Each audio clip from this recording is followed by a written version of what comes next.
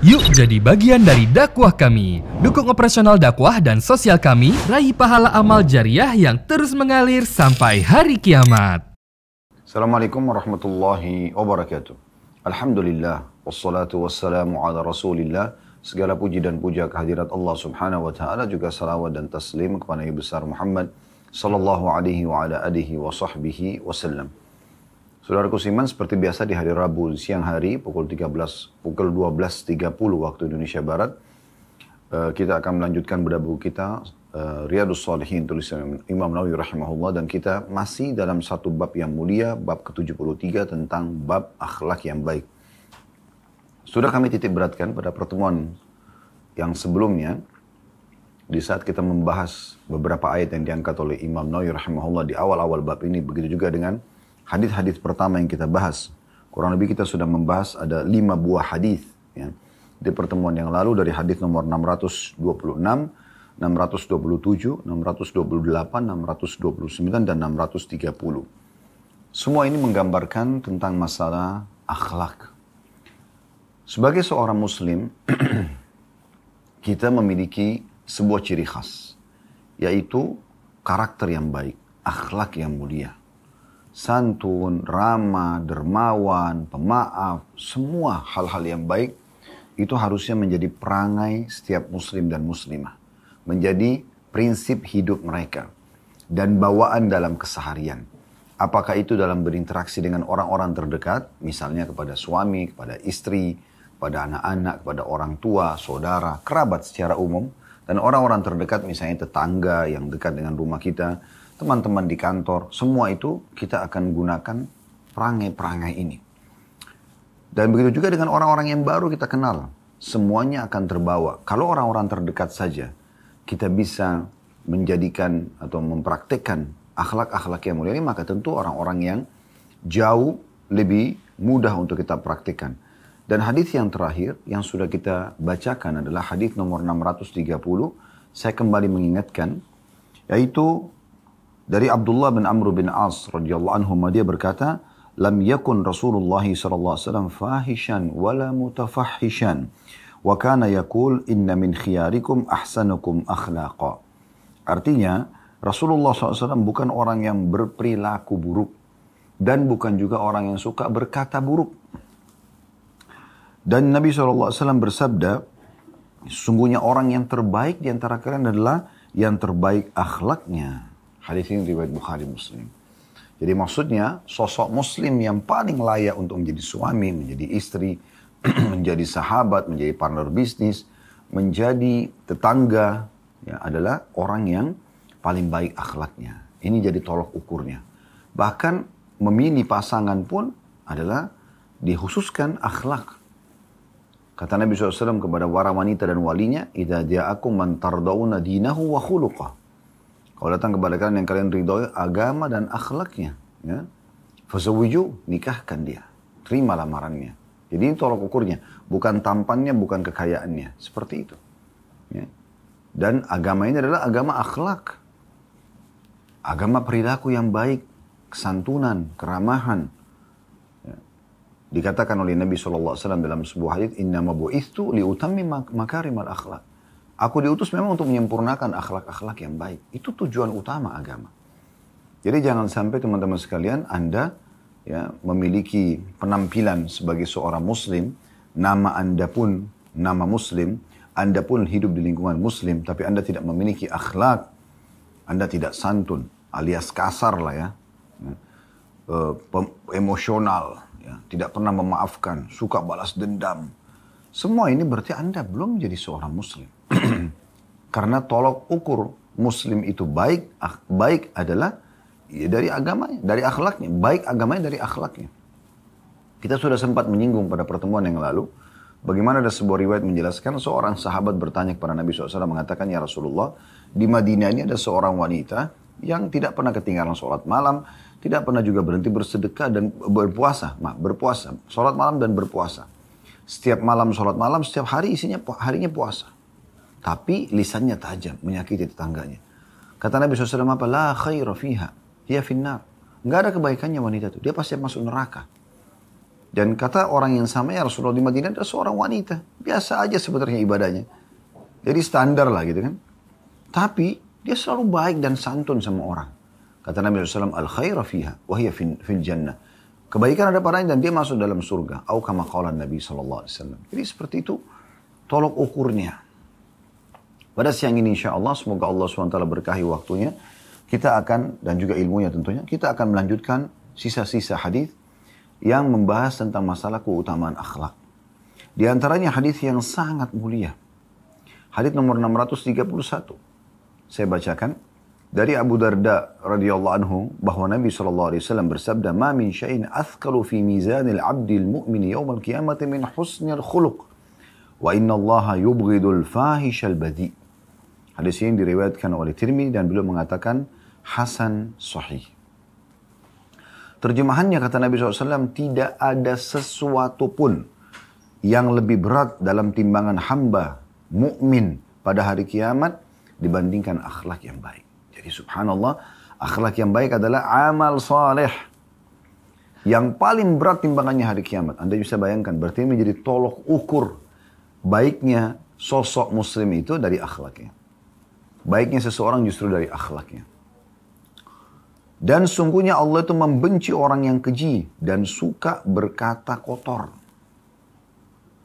Jadi bukan ciri seorang muslim. Emosional, marah-marah, makan kotor, tutur kata yang kotor, kasar, keras, sama sekali. Anda harus cuci tangan dari semua itu. Mulai hari ini, mulai siang ini, Anda harus menjadi sosok yang selalu senyum, selalu ramah, selalu sopan, santun, pemaaf, dermawan, jujur, amanah, tanggung jawab, semua itu. Dan semua itu punya keutamaan. Ada fadilahnya. Anda akan dapat pahala sisi Allah SWT. Gabungannya semua dikenal dengan akhlak yang baik. Dan itulah yang paling berat di timbangan amal pada hari kiamat nanti. Itu luar biasa gitu. Ya. Maka kalau ada orang, sekali lagi penampilannya sudah muslim, namanya muslim, tapi bobrok sikapnya, suka berkata kasar, ya, emosional, semuanya dibalas dengan dendam. Di masa sekarang seperti di media, dia diserang, dia serang lagi. Dicari kesalahannya, dia cari kesalahan orang lain. Ini yang sedang menyerang dan mencari kesalahannya adalah orang yang salah dan bodoh. Dia pun ikut-ikutan bodoh. Kenapa? Kenapa Anda tidak menjadi orang yang memiliki akhlak yang mulia? Kontrol emosi Anda. Allah Subhanahu wa ta'ala sedang menguji Anda dengan orang-orang yang mengganggu Anda itu. Tunjukkan respon yang positif. Tidak usah emosional. Kalau Anda salah, Anda perbaikin. Alhamdulillah Allah ingatkan oleh orang ini. Daripada hari kiamat Allah hisab, daripada disiksa di kuburan, alhamdulillah. Tidak usah balas. Perbaikin saja. Taubat kepada Allah, perbaikin. Atau kalau Anda benar, Allah pasti bela. Inna Allah yudafi 'anil ladzina amanu, kata Allah SWT dalam Al-Quran. Allah itu membela orang-orang beriman. Allah punya cara. Dan cara Allah itu sangat cantik dan indah. Rapi. Ya, dan tepat sasaran.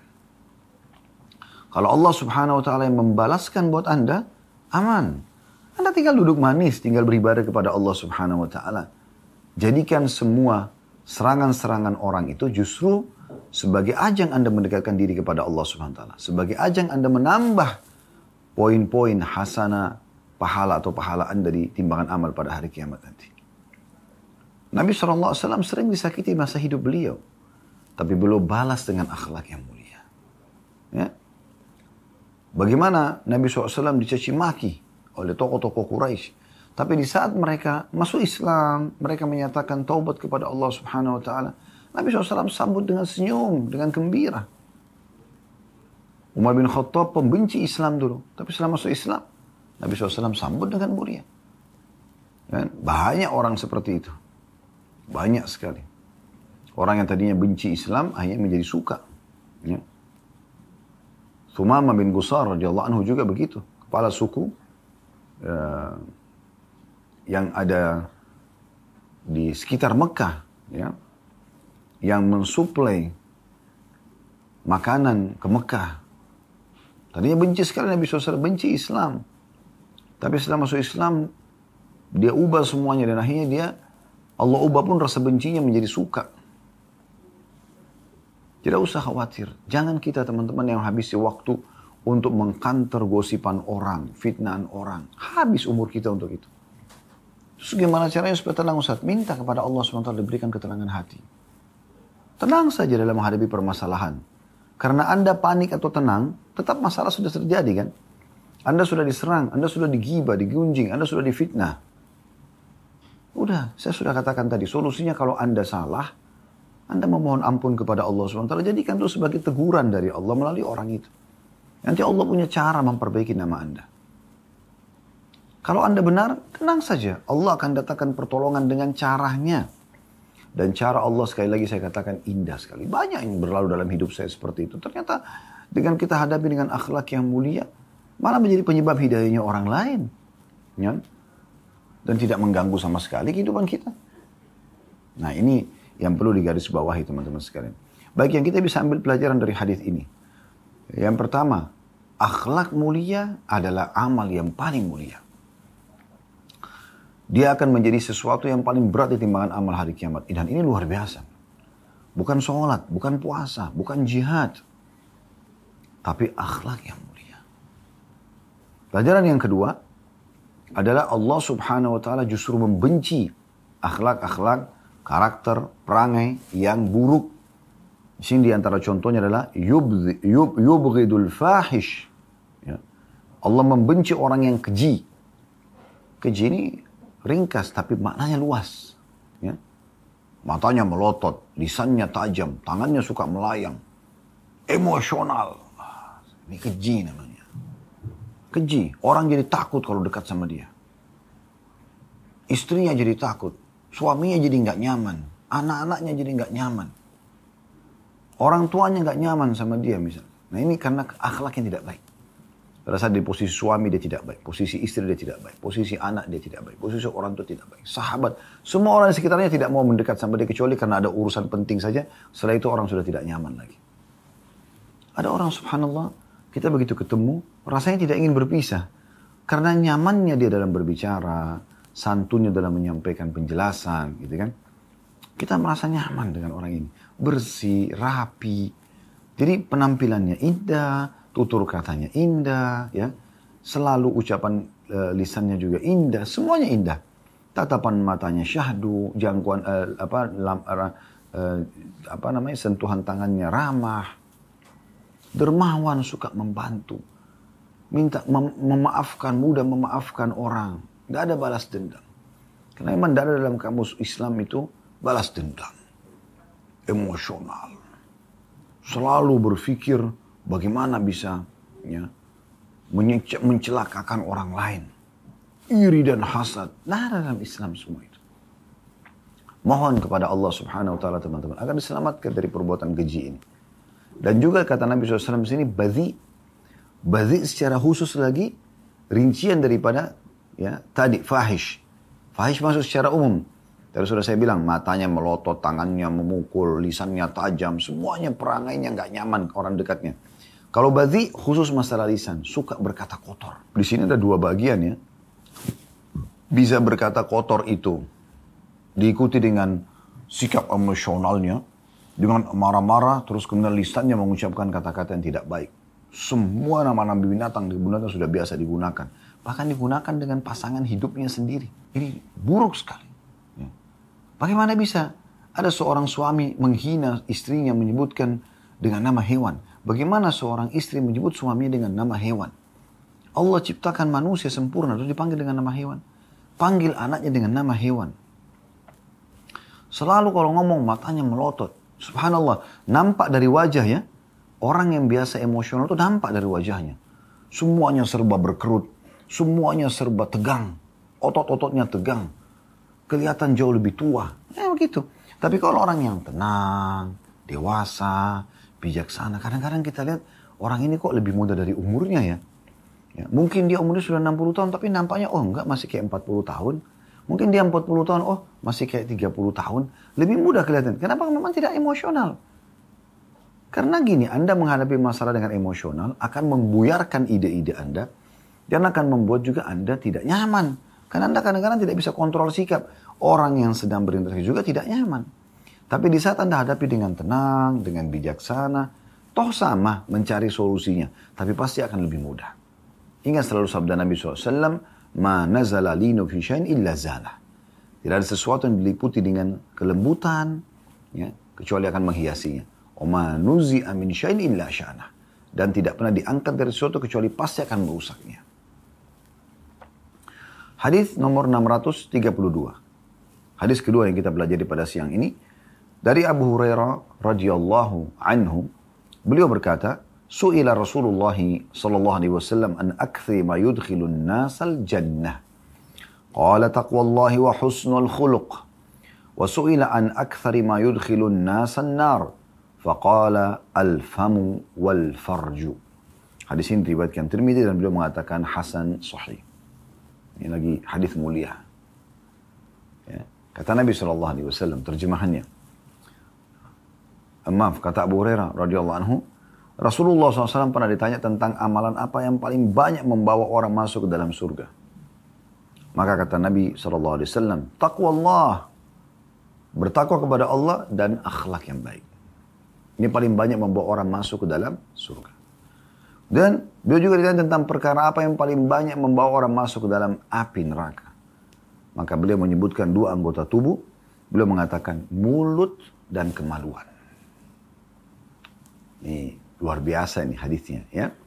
Ayo kita lebih nikmati teman-teman sekalian bagaimana penjelasannya. Dan semoga Allah mudahkan kita untuk mempraktikkan dalam kehidupan kita. Dalam hadis ini Nabi SAW ditanya, apa sih yang paling banyak membawa orang masuk ke dalam surga? Maknanya adalah, apa kira-kira yang umum nih, semua orang bisa lakukan. Tapi pasti membawa atau memberikan tiket VIP ke surga. Maka Nabi SAW memberikan dua judul. Ya, yang di bawah judul ini banyak sekali tentunya hal-hal ini. Maksudnya judul kehidupan. Yang pertama, taqwa Allah. Patuh kepada Allah. Dan yang kedua, husnul khuluq. Akhlak yang baik. Dan ditanya juga kepada Nabi SAW, kira-kira apa yang paling banyak membawa orang masuk dalam neraka? Nabi SAW sebutkan dua anggota tubuh yang merupakan sumber induk semua permasalahan. Mulut dan kemaluan.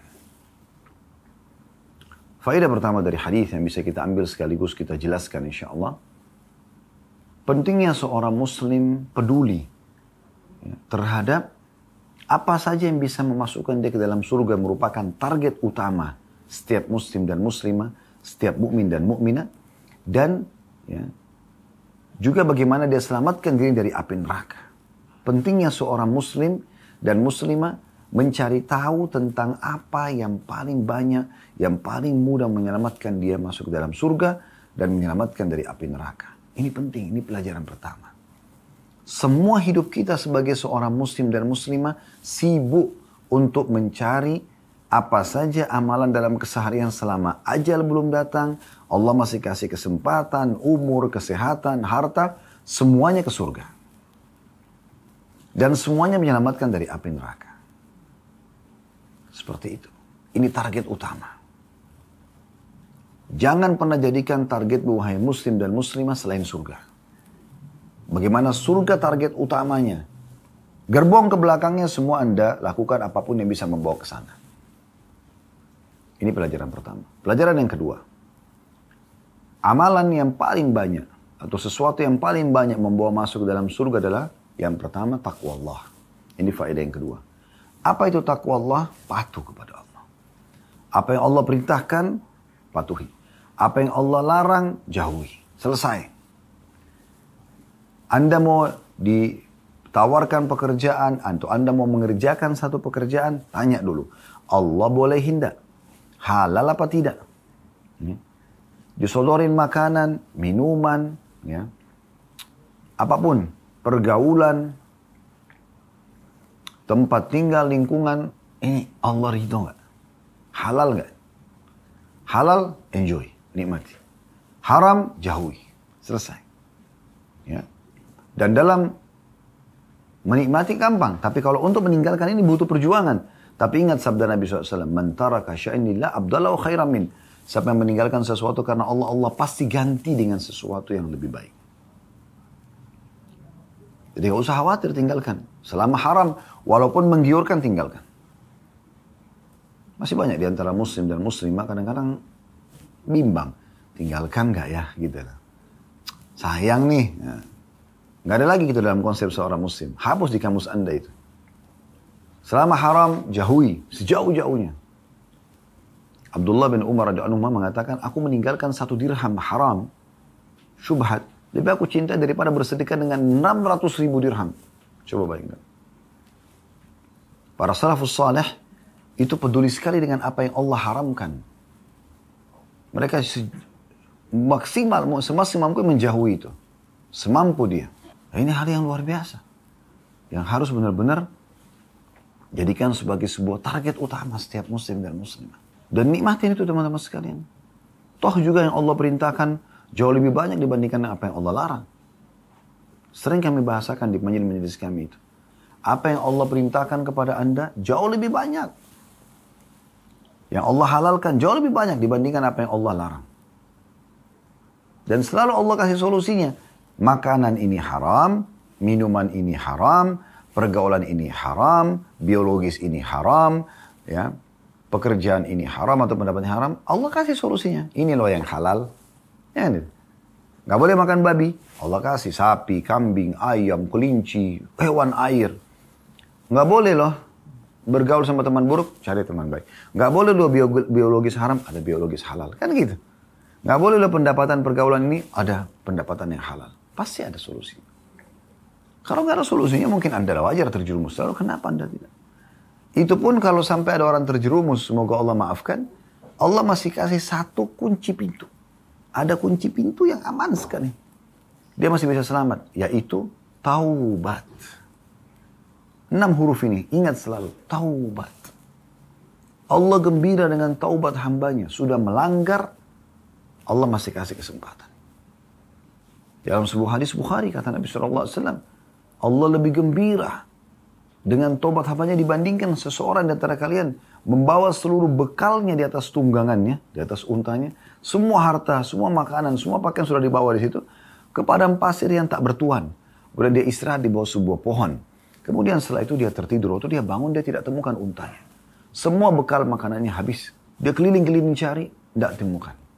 Setelah putus asa dia mengatakan, saya coba kembali saja ke bawah pohon tadi, saya tidur lagi, semoga saya tidak bangun. Maksudnya meninggal. Waktu dia tidur, dia bangun, ada untanya di depan matanya. Bagaimana gembiranya dia? Dia bisa lanjutkan perjalanan, dia bisa kenakan lagi pakaiannya, dia bisa makan makanan dan bekalnya, bisa lanjutkan kehidupan. Allah lebih gembira, kata Nabi SAW, dengan tobat hambanya daripada itu. Jadi Allah kasih solusi. Ya.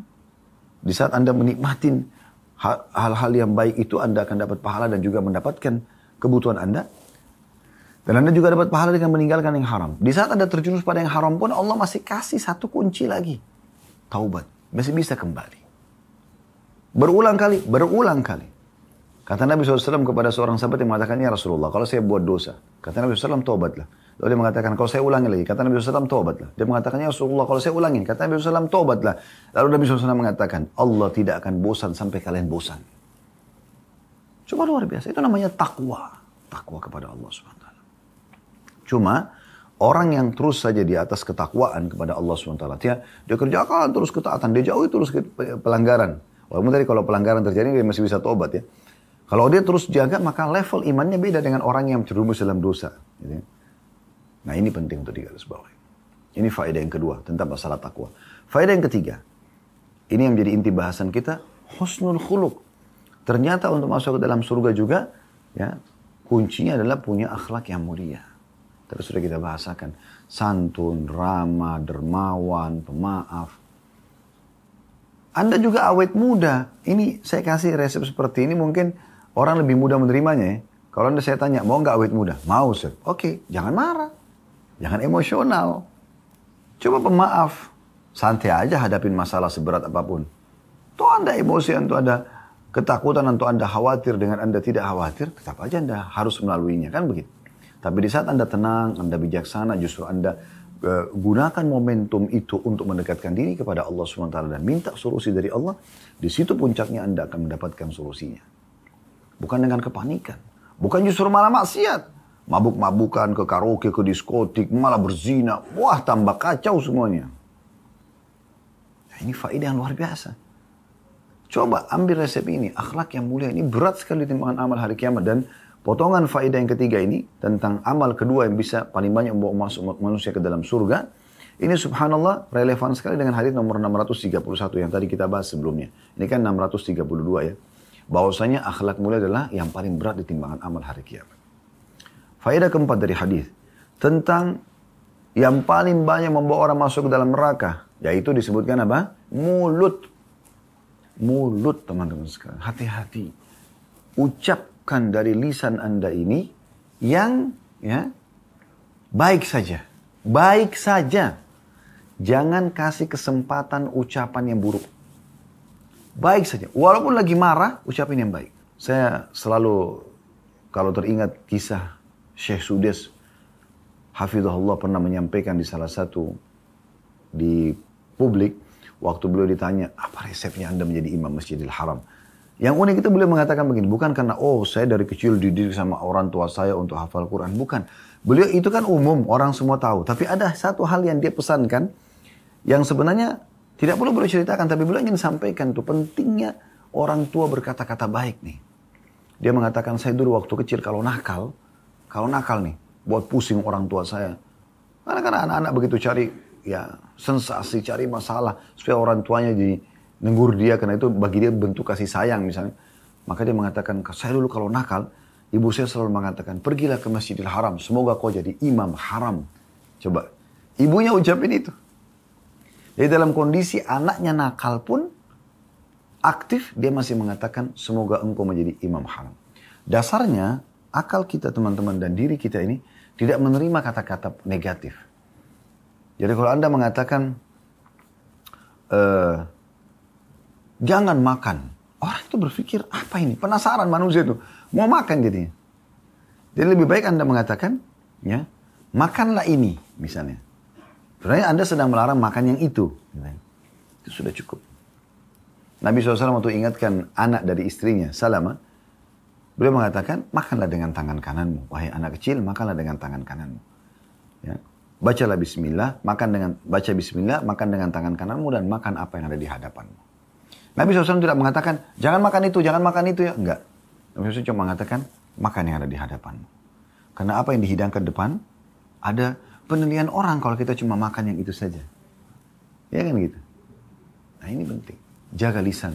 Setiap perkataan yang sudah keluar, itu sudah milik orang. Seperti bola liar. Anda susah mengontrolnya. Tapi kalau masih di mulut Anda sendiri, masih milik Anda. Pahit apapun, telan saja. Tidak usah diucapkan.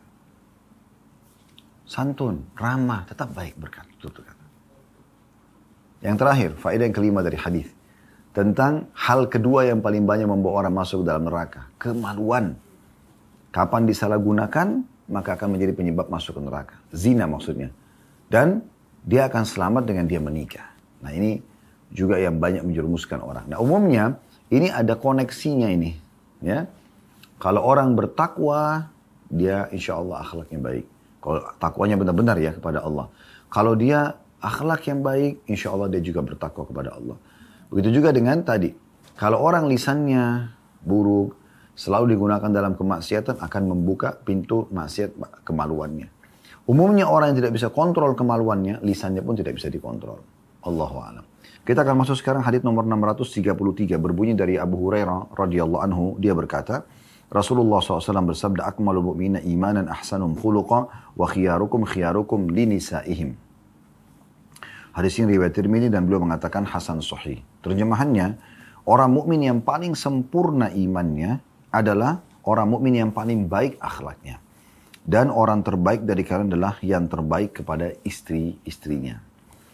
Hadis ini, teman-teman sekalian, masih dalam bab akhlak dan lebih dalam lagi membahas tentang masalah akhlak. Ya. Kita bisa lihat di sini, potongan pertama hadis sekaligus kita masuk ke faedah pertama dari hadis adalah tolok ukur kesempurnaan iman seseorang justru pada saat akhlaknya baik. Makanya kata Nabi SAW, akmalu mu'minina imanan ahsanuhum khuluqa. Orang mukmin yang paling sempurna imannya sudah sampai pada level tertinggi, di mana dia merasa tentram, ya, patuh kepada Allah, meninggalkan yang dilarang, selalu sibuk dengan apa yang diperintahkan, selalu saja mengisi dengan hal-hal yang positif dalam kehidupan dia selama hidup di dunia ini, maka dia dianggap orang yang paling sempurna imannya. Ya. Itu sempurna imannya justru dengan baiknya akhlaknya. Dan sulit sekali bertemu antara iman yang sempurna dengan akhlak yang buruk, tidak mungkin. Jadi kalau Anda lihat ada orang, kelihatannya dari performanya, bahkan mungkin dia sampai pada level seorang ustadz atau kiai, tapi ternyata akhlaknya buruk. Ini tidak bisa jadi tolak ukur. Berarti imannya masih bermasalah orang ini. Karena kalau imannya bagus, maka akhlaknya akan bagus. Kita lihat dari tutur katanya, berbicara pun di media sekarang bisa mengontrol kata-katanya, bisa mengontrol emosinya. Ya, orang ini berarti bagus akhlaknya. Berarti imannya juga bagus, karena itu tolak ukurnya. Tapi kalau orang, walaupun dia seorang ustaz tapi lisannya tajam, seorang kiai tapi lisannya tajam, di media pun suka bicara, tidak terkontrol lisannya. Tentu saya tidak menyinggung siapapun ya, saya bicara secara umum global. Saya tidak ada bermaksud siapapun, tapi ini umum. Tapi kalau kita lihat dari hadis ini, kalau ada orang mengaku mukmin, namun lisannya tajam, akhlaknya perangnya tidak baik, maka percuma. Berarti imannya pun terganggu. Kesempurnaan iman justru di kesempurnaan akhlak itu. Faedah yang kedua dari hadis adalah Nabi SAW lebih dalam masuk. Dan orang yang terbaik akhlaknya di antara kalian adalah orang yang terbaik pada istrinya. Loh, kenapa kok istri di sini dijadikan tolak ukur? Karena memang istri adalah orang yang paling sering interaksi dengan sang suami. Begitu juga tentu dengan istri. Yang paling bisa diketahui dan mengenal dia, siapa orang ini? Dari suaminya. Orang terdekat dengan dia. Suami istri itu tetangga bantal. Sudah satu pakaian. Allah menggambarkan, hunna libasun lakum wa antum libasun lahun. Para istri itu seperti pakaian bagi suami. Para suami seperti pakaian bagi para istri. Kenapa dibahasakan seperti ini? Karena badan kita tanpa busana pun dilihat oleh pasangan kita. Dia udah tahu luar dalam kita. Terjadi interaksi biologis yang ada kenikmatannya, ada suka duka dalam kehidupan. Makanya orang yang paling kenal. Makanya waktu para sahabat ingin mengetahui karakter Nabi SAW. Di luar rumah kami sudah kenal Nabi ini. Santun, ramah, dermawan. Pokoknya top udah. Gak ada masalah. Udah Masya Allah. Tapi mereka penasaran, ingin tahu dalam rumahnya seperti apa. Ya? Maka mereka datang kepada Ummul Mukminin Aisyah radhiyallahu anha. Lalu mengatakan, kaifa kana khuluqun Nabi SAW. Mereka bertanya, bagaimana akhlaknya Nabi SAW? Tanya pada istrinya. Saking sulitnya lagi Aisyah menggambarkan bagaimana indahnya akhlak Nabi SAW, beliau cuma mengatakan, kana khuluquhul Qur'an. Akhlaknya Nabi Al-Quran. Lihat bagaimana Al-Quran kalamullah, sempurna, panduan dalam hidup manusia, petunjuk dari kepada jalan yang benar, menyelamatkan dari kesesatan, ya. Pembela mana yang hak, mana yang batil. Begitulah Nabi SAW. Akhlak yang mulia. Ya. Maka ini yang jadi pegangan teman-teman sekalian. Dan Nabi SAW mengatakan istri, suami dianjurkan untuk melindungi istrinya, mendidik istrinya. Maka itu yang dijadikan. Itu yang dijadikan sebagai pegangan. Suami itu marah pada tempatnya. Tapi tidak dengan meluap-luap. Kecuali istri sudah melampaui batas. Nabi SAW begitu. Tapi beliau pernah marah sekali. Ya, pada saat melihat istrinya semua seperti tanda kutip demo minta naik nafkah. Padahal sudah ditentukan oleh Allah Subhanahu Wa Taala. Maka beliau menghajar para istrinya. Beliau tinggal di satu rumah sendiri sebulan bersumpah tidak mau menemui para istrinya. Setelah itu Nabi SAW disuruh oleh Allah SWT menyampaikan kepada para istrinya, sekarang suruh pilih mereka. Ikutin perintah dan peraturan Allah dan Rasulnya dan akan dapat pahala bersama dengan Nabi di dunia dan di akhirat, atau pilih cerai dan akan diberikan apa yang mereka mau. Maka Nabi SAW mulai dengan Aisyah. Lalu Aisyah langsung menangis dan mengatakan, ya Rasulullah, apakah ada pilihan untuk saya tinggal sama anda atau saya berpisah? Tentu saya akan milih tinggal bersama anda. Lalu beliau minta maaf dan semua istri-istri yang lain pun sama. Akhirnya Allah Subhanahu Wa Taala muliakan mereka menjadi istri Nabi, manusia terbaik.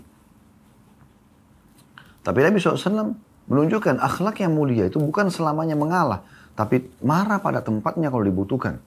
Kalau seorang istri bisa diberikan nasihat dengan lisan, bisa dengan teguran dan dia berubah, selesai. Tapi ada sebagian istri tidak, terulang terus kesalahannya, tidak pernah mau memperbaikinya, atau memperbaiki, minta maaf, tapi ulang lagi.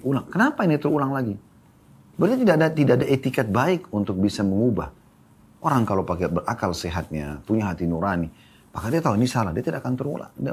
Itulah kata Nabi SAW, tidak mungkin orang mukmin jatuh di lubang 2 kali. Tidak mungkin orang mukmin disengat dari lubang 2 kali. Cukup tahu ini dulu membuatkan penilaian orang tidak baik, jangan diulangi. Kan begitu. Nah itu poinnya. Tapi secara umum, tolak ukur akhlak seorang mukmin laki-laki adalah istrinya. Kalau istrinya merasa merindukan dia, selalu merasa ya keberadaannya dibutuhkan, ya. Kalau sedang bersama, rasanya ingin selalu bersama-sama, merasa nyaman, nikmat karena candaannya, karena ramahnya, muamalahnya, dan dermawannya, suka membantu. Semua itu berarti menandakan akhlak yang mulia. Jadi percuma kalau ada seorang laki-laki itu wibawahnya luar biasa di luar, tapi di rumahnya berantakan semua. Istri ditanya, waduh kasar banget, oh orangnya begini dan begitu. Maka ini berarti ya orangnya tidak baik. Allahu a'lam. Kemudian selanjutnya hadis nomor 634.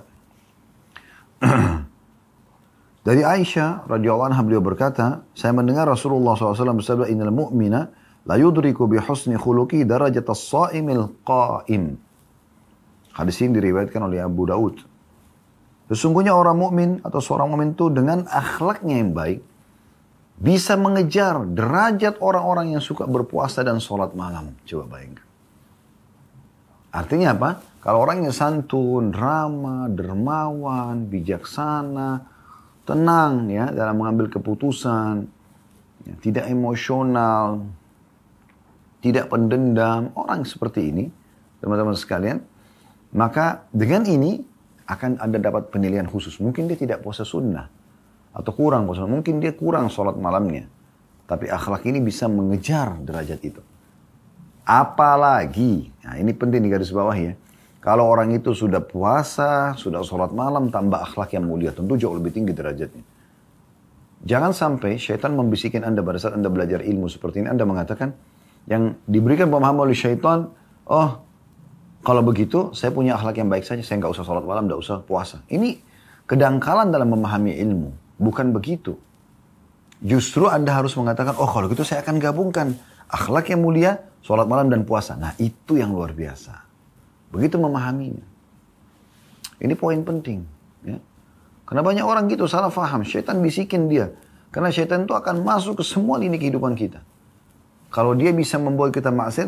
Kalau tidak bisa, maka minimal kita mengurangi dari amal-amal yang bisa kita dapat pahala maksimal. Dikurangi. Ya.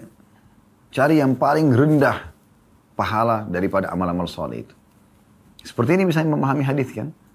Sesungguhnya orang mukmin yang akhlaknya baik bisa mengejar derajat orang-orang yang puasa dan sholat malam. Oh, kalau gitu saya akhlak baik saja. Tidak usah sholat malam, tidak usah puasa. Nah ini kedangkalan ya.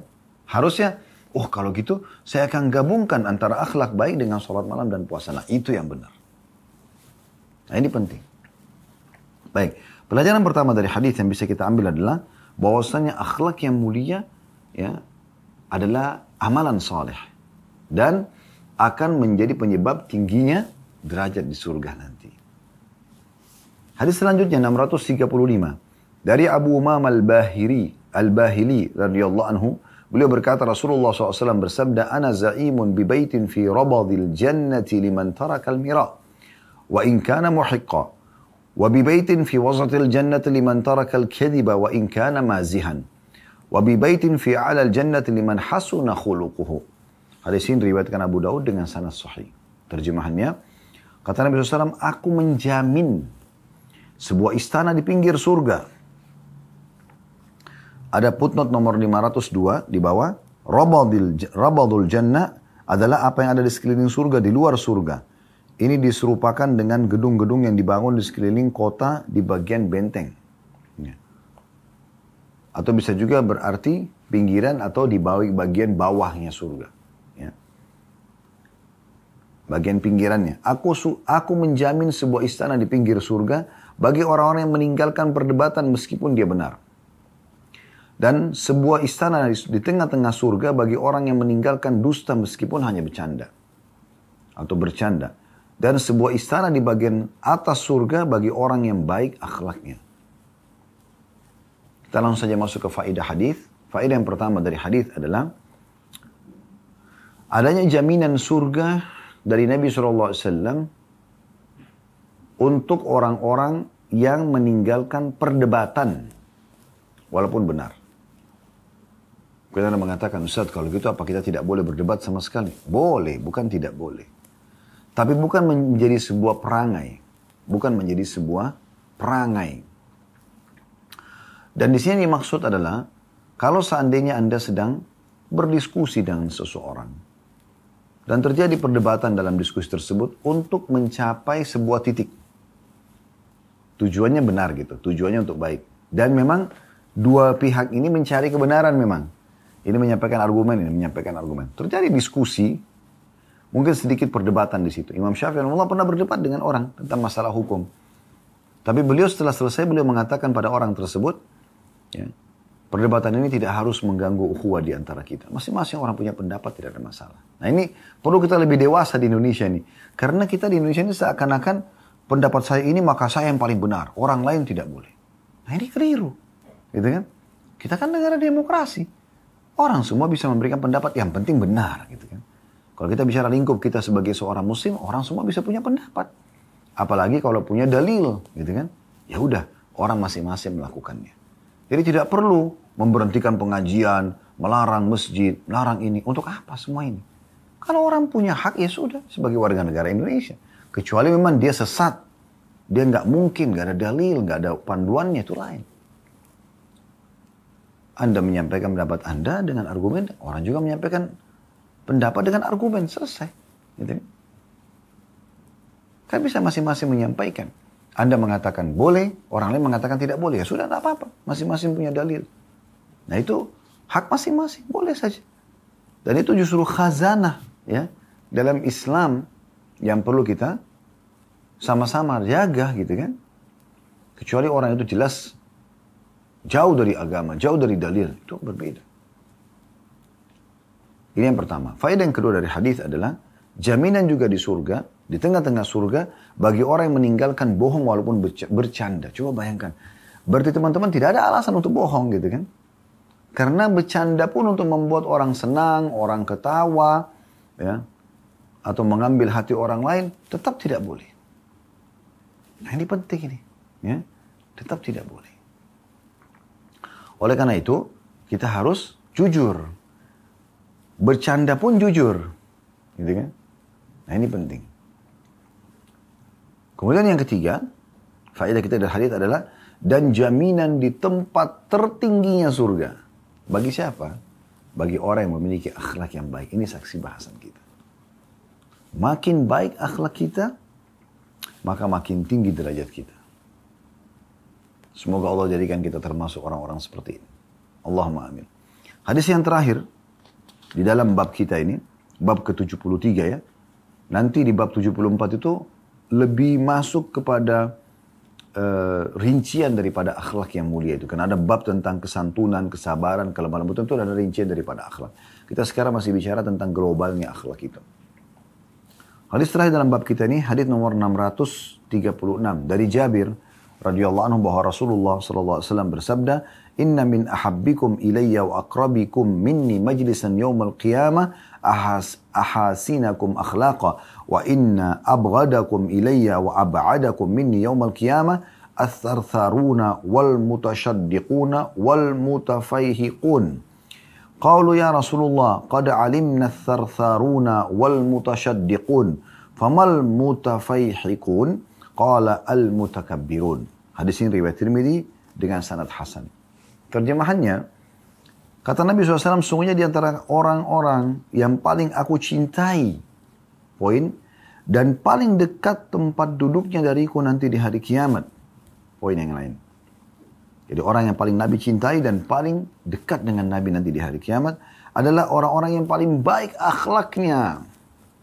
Dan sungguhnya di antara orang-orang yang paling aku benci adalah dan paling jauh kedudukannya di hari kiamat dariku adalah ats-tsartsarun, mutasyaddiqun, dal mutafaihiqun.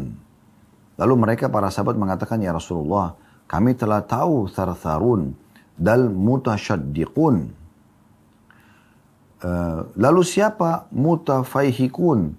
Maka Nabi SAW mengatakan orang-orang yang takabur. Untuk lebih jelasnya, siapa sih yang Nabi SAW benci ini? Ats-tsartsar, ya, ats-tsartsar, ya, adalah orang yang banyak bicara dengan memaksakan diri. Jadi kalau ada orang, kita bahas topik apapun, selalu dia yang paling banyak bicaranya. Seperti dia menguasai semua bidang. Ats-tsartsarun. Banyak ngomong. Ya. Kalau dia ngomong di bidangnya nggak ada masalah. Tapi kalau semua bidang dia kuasai. Semua dia mau dominasi, ini tanda tanya ini. Kemudian al-mutasyaddiq. Tadi al-mutasyaddiqun adalah orang yang menyombongkan diri kepada orang lain dengan ucapannya. Yang memenuhi mulutnya dengan kata-kata sambil memaksakan diri memfasihkannya dan mengagung-agungkannya. Yang ketiga, mutafaihiq. Berasal dari kata al-fahqu. Artinya penuh, yaitu orang yang memenuhi mulutnya dengan ucapan, berbicara panjang lebar, berkata aneh-aneh karena tinggi hati dan sombong, serta memperlihatkan kelebihan dirinya kepada orang lain. At-Tirmidzi meriwayatkan dari Abdullah bin Mubarak rahimahullah tentang tafsir akhlak yang baik. Beliau mengatakan berwajah manis, memberikan kebaikan dan tidak mengganggu. Nah ini hadis ini. Kita langsung saja masuk teman-teman sekalian kepada faedah hadis ya. Untuk mendapatkan, ternyata ada orang-orang, dan semoga Allah SWT jadikan kita, ada orang-orang yang nanti akan Nabi cintai dan juga paling dekat dengan Nabi pada hari kiamat. Jadi ini harus menjadi target setiap muslim juga nih. Jadi bukan hanya sekedar masuk surga, kita tidak pernah bertemu dengan Nabi, tapi bagaimana caranya supaya Nabi cintai kita, ada caranya. Ya. Dan juga nanti hari kiamat kita berdekatan dengan Nabi SAW, bersebelahan dengan beliau. Semoga Allah jadikan itu. Ternyata ada orang seperti ini. Siapa mereka? Faedah pertama hadis, yaitu orang yang paling baik akhlaknya. Ini saja Nabi SAW mengatakan.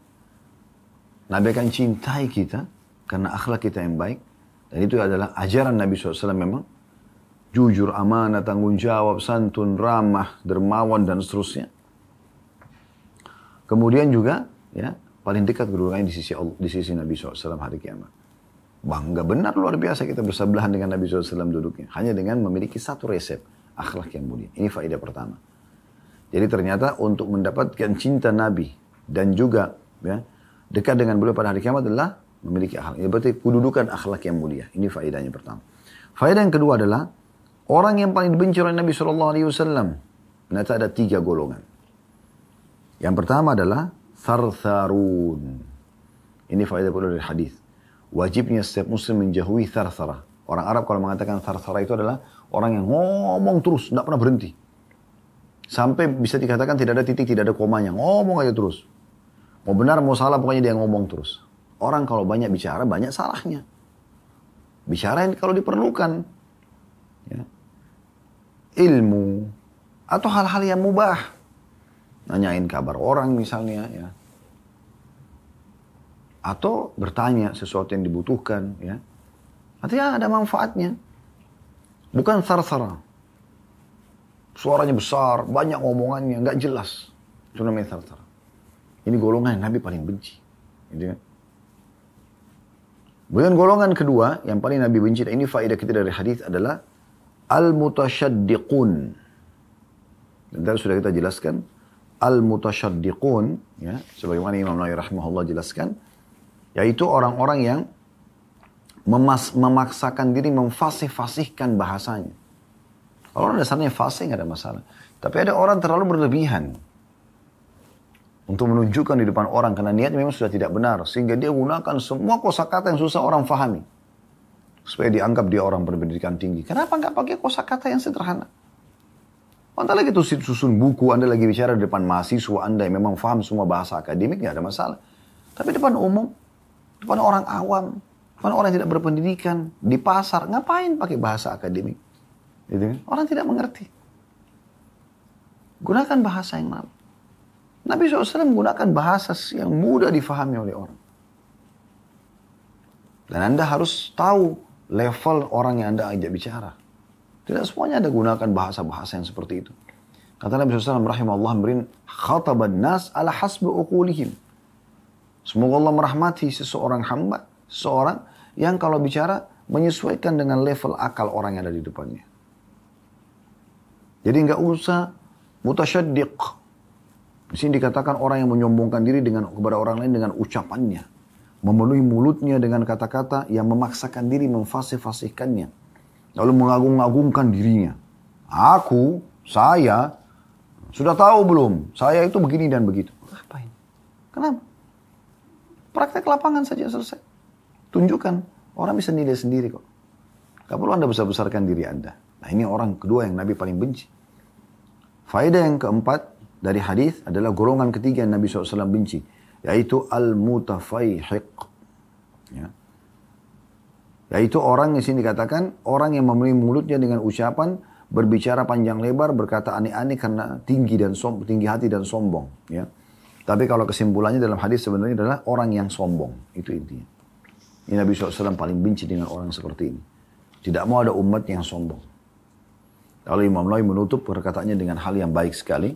Menukil perkataan menukil perkataan Tirmidzi yang menukil dari seorang tabi'in bernama Abdullah bin Mubarak rahimahullah semuanya. Yang pada saat ditanya tentang akhlak yang mulia beliau mengatakan berwajah manis. Tulus tapi ya. Memberikan kebaikan. Selalu berbagi kebaikan. Dan tidak mengganggu orang lain. Kesimpulan daripada penjelasan agar menjauhi 3 sifat yang buruk yang Nabi SAW benci tadi. Subhanakallahumma bihamdika asyhadu an la ilaha illa anta astaghfiruka wa atubu ilaik. Wassalamualaikum warahmatullahi wabarakatuh.